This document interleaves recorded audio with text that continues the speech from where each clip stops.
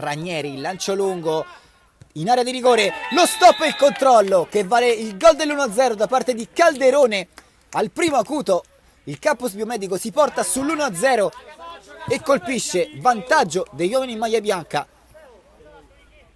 Sporting Blues rilancio in avanti cercando Vazzana, vince il controllo, Vazzana supera l'avversario, Vazzana di forza se n'è andato, di forza ha segnato il numero 99, è il gol del pari per lo Sporting Blues che rimette tutto a posto.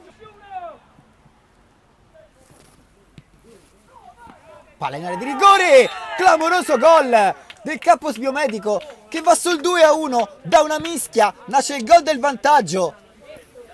Palla persa dello Sporting Blues che si addormenta sul pallone, 2-1. Chiede un fallo che non c'è, De Fato controlla il pallone, De Fato la galoppata del numero 11, palla messa in mezzo a porta vuota. Arriva la doppietta personale di Vazzana come nel primo tempo. Lo Sporting Blues, dopo aver subito il gol del vantaggio avversario, va sul pari, questa volta è 2-2. Il Campus prova a rispondere con Ferreri, Ferreri col sinistro, è un gol sensazionale del giocatore in maglia bianca e capitano del Campus Biomedico che va sul 3-2 con quest'euro gol di sinistro di Ferreri.